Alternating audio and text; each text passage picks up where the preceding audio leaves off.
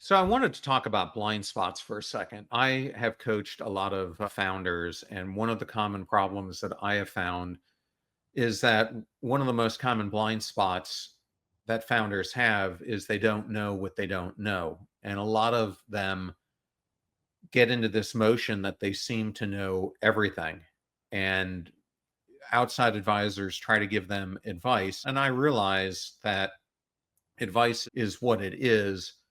But sometimes that advice gets ignored when it could really help drive the company forward. What do you suggest for a founder who you come across who feels like they're a know it all and is resistant to take advice that could move them forward? And it ends up costing them a lot of the momentum and potentially the breakthroughs that they would have had they been more open to outside feedback. If you simplify the book down, it really comes in three sections. The first section is about what makes a founder. We contrast that with non-founders and really bring out the aspects of their personality. The second part of the book really looks at what makes a successful founder different than an unsuccessful founder. And we found really five key traits. And we found that, again, this is really delving into the data, if you will. We found that successful founders are more adaptable. Successful founders really learn how to work through others. Successful founders learn how to execute at scale. Successful grounders are personally grounded. They have a grounding that allows them to be the rock in the stream, if you will.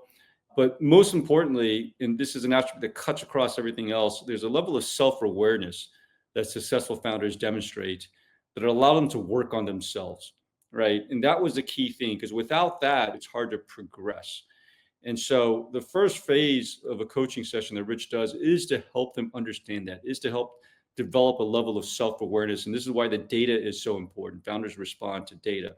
This is what the data shows of this is who you are. This is your personality. And then we trace why that leads to the feedback that you're getting in terms of the pluses and minuses of your leadership style. We also then boil it down to say, okay, if you know that, then out of the 46 competencies, these are the 10, right? These are the 10 that come up repeatedly in terms of the biggest gaps, what investors and the board member wants to see more of founders that they tend not to be good at. And then there's specific techniques of how to do that. And so to your question, there's a whole chapter on how to build a strategic planning process. And those words, right, are like the founders shudder and run away from those words. But and there's a story there of how I learned what a strategic planning process looked like really by spending some time with a really successful executive. In this case, it was the ex-CEO of Intuit, Brad Smith. He actually took the time out to describe over multiple sessions what his strategic planning process was like. And I just, my initial instinct was, well, Intuit's so big, they're like 50 times bigger than us. How could this possibly apply? But again, as a founder, you're able to just really listen to all that, deconstruct it, right, and then rebuild it back up in the context that of what we sit in. And so we really morphed from a strategic planning process of it used to just be 2-day offsite in December, which is really just a budgeting process. So actually a 6-month planning cycle that creates much better alignment, much better being in touch with the big issues that we were facing as an organization, either internally or externally. But more importantly, getting people to buy into what those things are. And so the more you do, the more you realize that you don't have all the answers, that you hired all these folks, you've got a great intuition. You can help people glean insight as to whether their decision making, what they're missing in their decision making process. But you've hired some great folks, you've built the company, and you really want to allow them to scale in the organization. If you don't let them do that, they're not going to stay in the organization.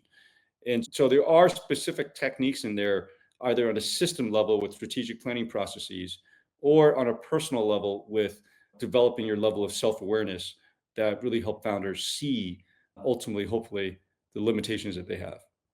I got to interview Brad about 6 or 7 years ago. I was introduced to him by Keith Crotch. And when you look at what he accomplished at Intuit, it is really remarkable how much he transformed that company. And everything I've ever heard about Brad, everyone I met who knew him talked about just how great a mentor he was. Did you find that true in your relationship with them? And he was incredibly generous. with his time. He's busy running a university these days, and so it's harder to get his time. But what I loved about Brad was everything we wrestle with, he would have a framework, he would have a system. He would say, okay, got it. Hey, here's what we actually did, and here are the tools and techniques and frameworks and mental models. And so it was something that, again, as a founder, I really appreciated it because it gave me a set of tools and gave me a set of things to think about that I could actually bring into my company. And so he's an amazing leader, amazing mentor, and I owe him a debt of gratitude.